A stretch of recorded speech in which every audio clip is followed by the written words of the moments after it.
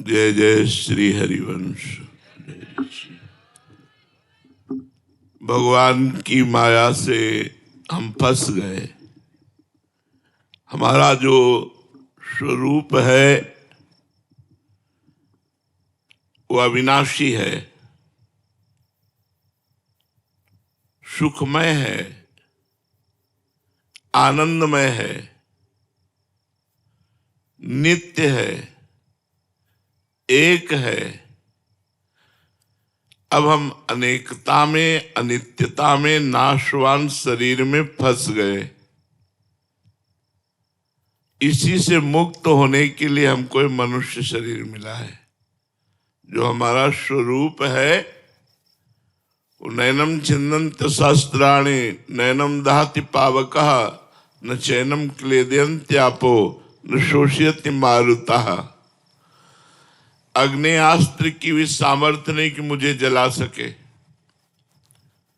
वायुआस्त्र, वरुणास्त्र, इनकी ताकत नहीं कि वो हमें छू सके। नैनम छिन्दन्ति सहस्राणि और नैनम दहति पावका, आग की भी ताकत नहीं कि मुझे जला सके, पानी की ताकत नहीं कि मुझे डुबो सके, वायु की ताकत नहीं कि मुझे सुखा सके।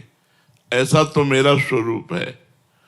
और ऐसे स्वरूप वाले मैं इस शरीर में फंसकर इस दुर्दशा में फंस गए कि छोटी छोटी बातों में भय, चिंता, शोक, मृत्यु, नाना प्रकार से।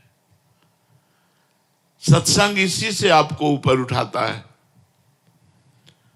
सत आत्मा, असत सब कुछ, टोटल। उमा कहूं मैं अनुभव अपना, सत हरि भजन और जगत सब सपना। टोटल हम सपने में जी रहे हैं। जब अंतिम समय आएगा तब पता चलेगा कि सपना था कि सही था।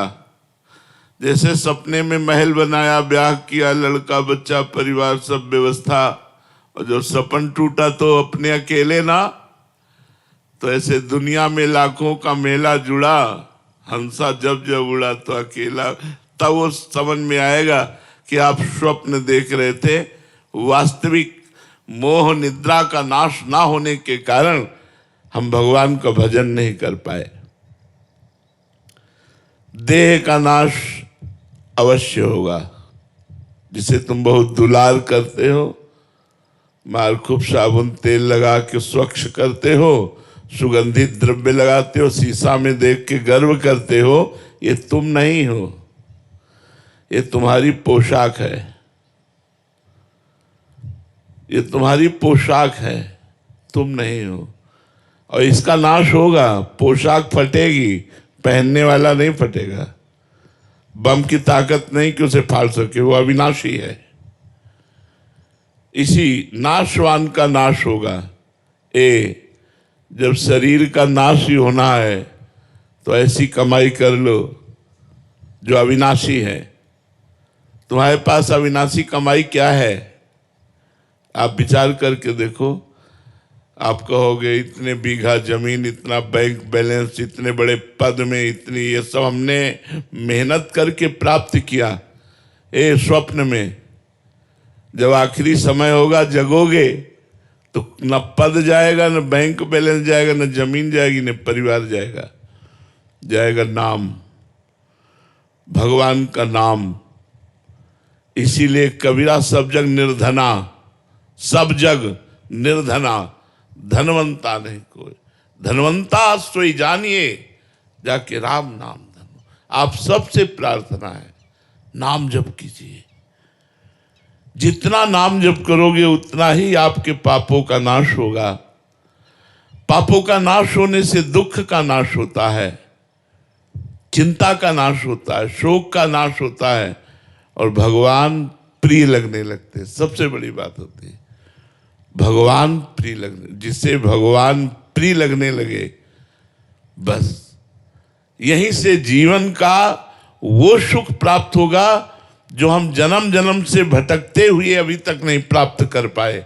अति आनंद, महामोद, महाप्रेम, ये भगवान से प्राप्त होता है। हम लोग हर समय चिंतन करते हैं, बस उसे संभालना है। चिंतन संसार, शरीर, भोगों का, रुपया पैसे का, शत्रु का, मित्र का, पत्नी पुत्र परिवार का, ये सब होता है। इसी को ठीक करना है और कुछ ठीक नहीं करना है। जैसे का तैसा ही रहना है। जब भगवान अवतार लिए थे तब भी संसार ऐसा ही था, आज भी ऐसा है, आगे भी ऐसा ही रहेगा। हम अपना चिंतन सुधार करके काम बना सकते हैं। अनन्यस चिंतयन्तो माम। चिंतन तो सबका हो रहा है, बिना चिंतन के कोई एक मिनट भी नहीं रह सकता। पर पुत्र का, पत्नी का, धन का, माया का, राग का, द्वेष का, लड़ाई झगड़ा, मित्रता, शत्रुता, ये माया का जो शत्रु, मित्र, राग, द्वेष, विनाश, जन्म, अच्छा बुरा, ये पहले भी बना था, अब भी बना है, आगे भी बना रहेगा। आप अपना मिटा सकते हो, आप अपना कल्याण कर सकते हो। तो आप संसार की चिंता न करके श्री जी की चिंता करें, श्री जी का चिंतन करें। राधा राधा सब काम करते जाएं। किसी भी कार्य के लिए ये नहीं कि ये छोड़ो तब भजन करो, भजन करते हुए कार्य करो। सच्चा जो कार्य है वो भजन करते हुए। भजन में बड़ी सामर्थ्य है। भक्तमाल जी में एक चरित्र आता है कुबा जी का। इनकी संतों पे बड़ी श्रद्धा थी। जो भगवान से प्रेम करना चाहते हैं उनको संत बहुत प्यारे लगते हैं, और जिन्हें संत प्यारे लगते हैं उन्हें भगवान बहुत प्यारे लगने लगते हैं। भगवान की बड़ी कृपा होती है। अब वो गरीब थे पर संत सेवी थे। जहां संत को देखते साष्टांग दंडवत करते, घर लाते, चरणामृत उतारते, चरणामृत उतार के उनकी आरती करते, साष्टांग दंडवत, फिर प्रसाद पवाते और फिर प्रार्थना करते कि आप रुके रहिए। अगर वो रुकते तो रुकते, नहीं तो चले जाते। ऐसा अब कहाँ हो रहा है? देखो ना कलयुग का प्रभाव कैसा हो रहा है।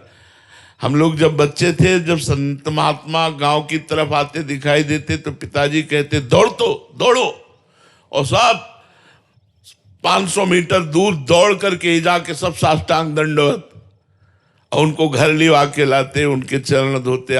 उन्हीं का प्रताप, चरणामृत का प्रताप संतों की। एक दिन 50 संतों की मंडली आ गई कुबा जी के यहां, और जिसे आज की भाषा में मजदूरी कहते हैं, वो मजदूरी करके अपने परिवार का पोषण करते थे। तो एक दो संत को पवाने की तो सुविधा हो सकती है, लेकिन 50 संत, और गरीब को कोई उधार भी नहीं देता। पड़ोसी से भी मांगो तो दरवाजा बंद ही कर लेगा। देखो ना, सुदामा जी को चावल भी नहीं दिए थे, टूटे हुए चावल के कण दिए थे। कुबा जी ने बहुत प्रयास किया कि आज हमारे यहां संत आए हैं और संत भूखा न चला जाए। ये बड़ी मर्यादा है गृहस्थ की, कि कोई दरवाजे से भूखा न जाए। जैसे आपके दरवाजे कोई आया है, राधे श्याम आवाज दे रहा है, आप निकलिए। 3 बातें तो आप सबको दीजिए। पहला मृदु वचन, राधे श्याम राधे श्याम। दूसरा आसन, आइए बैठिए। तीसरा पानी, जल पिएंगे आप। अब वो कह रहा मुझे 5000 रुपया चाहिए। अब इस पर आपकी छूट है, आपका विवेक काम करे। आपके पास है तो दे दीजिए, नहीं तो नहीं दीजिए। फिर आपको कोई अपराध नहीं लगेगा। नहीं, अतिथि अपमान का अपराध लगता है। जैसे आपके दरवाजे कोई आया और बोला राधे श्याम, हमने कहा भाग जाओ, वो तो भाग जाएगा, लेकिन तुम्हारे पुण्य भी भाग जाएंगे, तुम्हारे पुण्य भी नष्ट हो जाएंगे। और कहीं संत, तो देखो हम इसीलिए छूट दे के बात कर रहे हैं कि 3 बातें आप सबका सम्मान कर सकते हैं तो आपको अपराध नहीं लगेगा। मृदु वचन, आसन और जल, ये किसी को भी दे सकते हैं। जरूरी नहीं गेट के अंदर लाना है, बाहर ही दे सकते हैं। कुर्सी डाल दी, ऐसे आसन डाल दिया, आप बैठिए। अब भोजन पाएंगे आप? नहीं, हमें रुपया चाहिए। किस लिए? प्रश्न बनता है, किस लिए? बोले हमको अमुक कार्य कराना है, हमारी सामर्थ्य नहीं है या हमारी श्रद्धा नहीं है। दोनों बातें आप कह सकते हो, कोई अपराध नहीं लगेगा, लेकिन अनादर नहीं। वो तो भाग जाएगा लेकिन तुम्हारे पुण्य भी नष्ट हो जाएंगे। और कुबा जी के यहां तो संत आए थे और कुबा जी स्वयं में महान संत थे। अब संत की महिमा को जानता है, अब संत भूखे चले जाएं, ये बड़ी समस्या। तो एक सेठ जी राजी हुए कि हम तुम्हारे संतों को भोजन करा देंगे, तुम हमारा कुआं खोद देना। 50-60 हाथ नीचे जल निकलता। उन्होंने कहा हम और पत्नी मिलकर दोनों जरूर आपका कुआं खोद देंगे। आज आप हमें दाल चावल घी बूरा दीजिए, जिससे संतों की सेवा। खूब संतों को पवाया, संत भगवान नाम कीर्तन करते हुए प्रसाद पाए, जय जयकार हुई और वो गए। कुबा जी 1 मिनट भी नाम नहीं छोड़ते थे, ये खास बात थी उनकी। सेठ के कथनानुसार कुआं शुरू किया खोदना। राम जी के भक्त थे तो एक फावड़ा मारते राम, उठा करके तसले पे देते, वो उनकी पत्नी कहती राम। और वैसे हर फावड़े पे नाम, हर तसले पे नाम। अब 20-30 हाथ कुआं खोद गया। अब नीचे बालू वाली मिट्टी थी, उसके लिए सपोर्ट चाहिए, लकड़ी आदि का सपोर्ट करके फिर खोदा जाता है। अब वो गरीब आदमी जो ही नीचे खोदे से ऊपर की मिट्टी, पत्नी ऊपर थी जो तसले से बाल्टियों से मिट्टी खींचती थी और कुबा जी नीचे से कुंतलों टनों मिट्टी ऊपर उनके आ गई। अब वो चिल्लाई, गांव के लोग आए। जेसीबी तो थी नहीं पुराने जमाने में। अब वो बोले यार हटाते हटाते तो मर ही जाएंगे, तो हटाने का श्रम क्यों करे, और उसको पूर दिया गया। और सेठ ने कुछ ले देकर उनकी पत्नी को राजी कर दिया। और बात,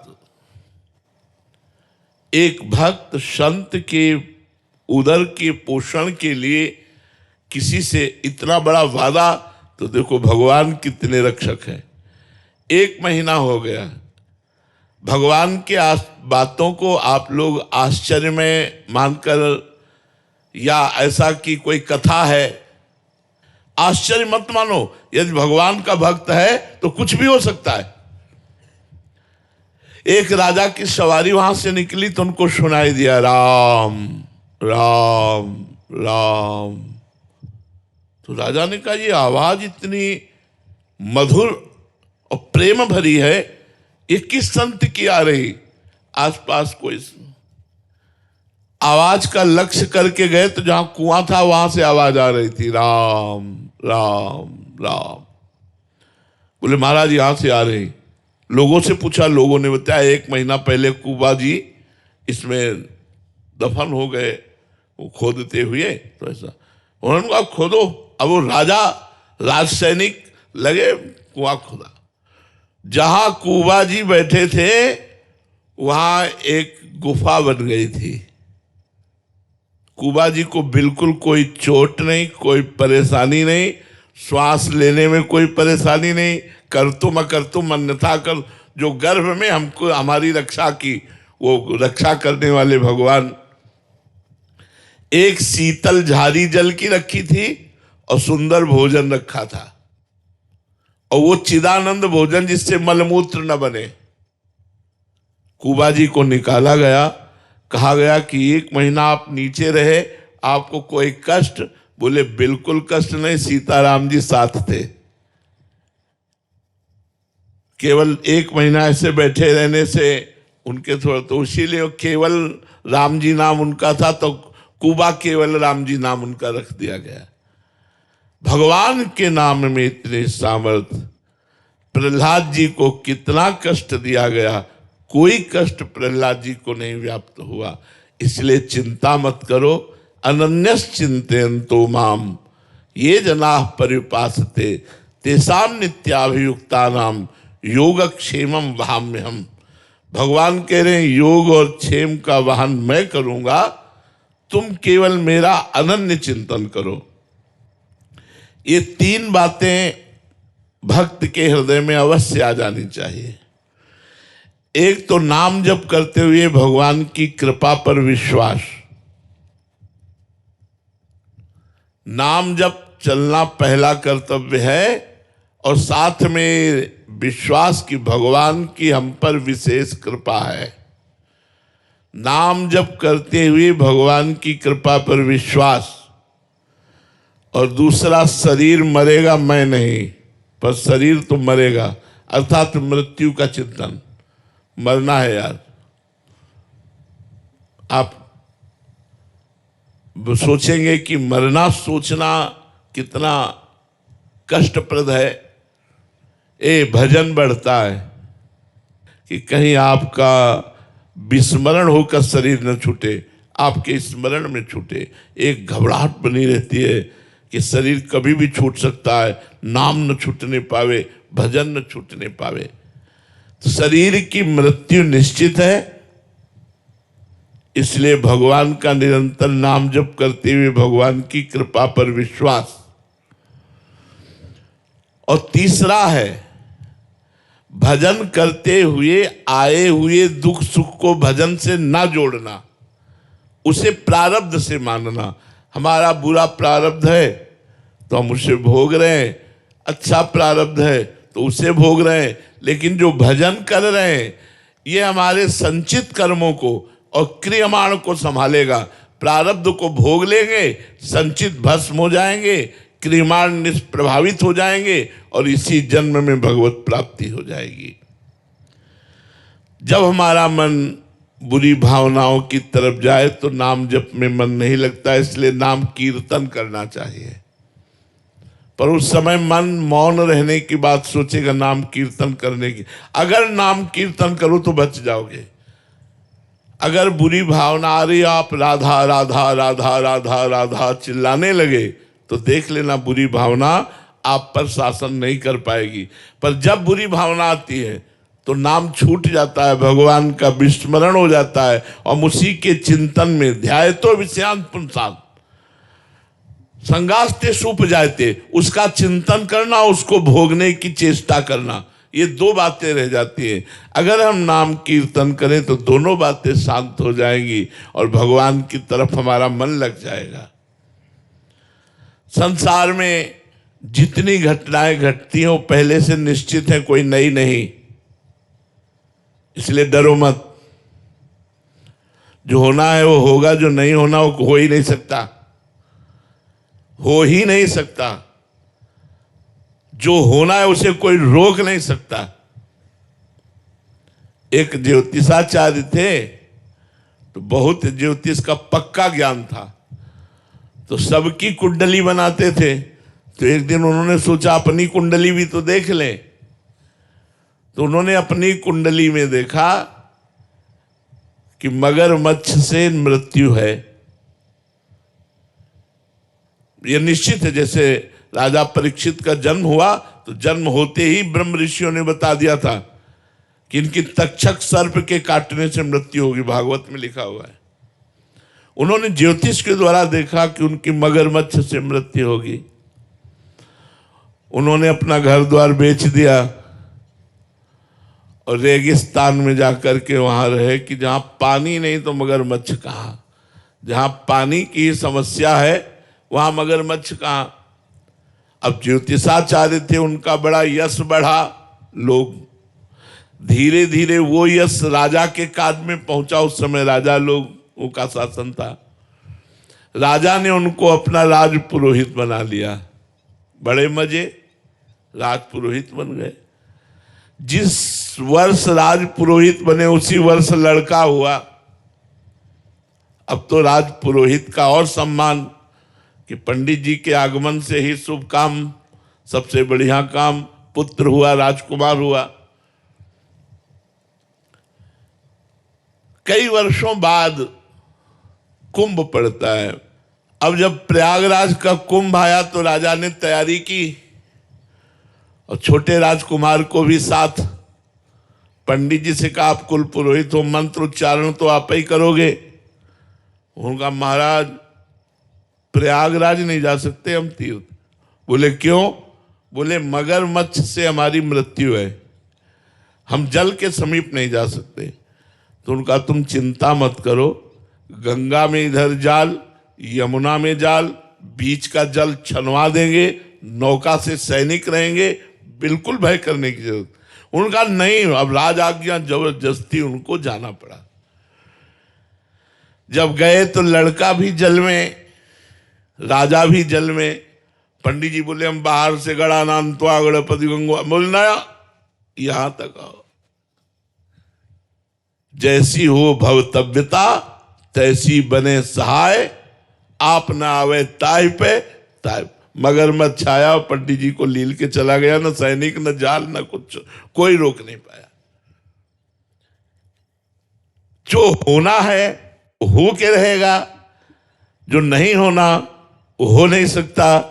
इसलिए बेफिक्र होकर के राधा राधा नाम जप करो। भगवान नाम जप से समस्त समस्याओं का समाधान, समस्त कामनाओं की पूर्ति और भगवत प्राप्ति भी हो जाती है।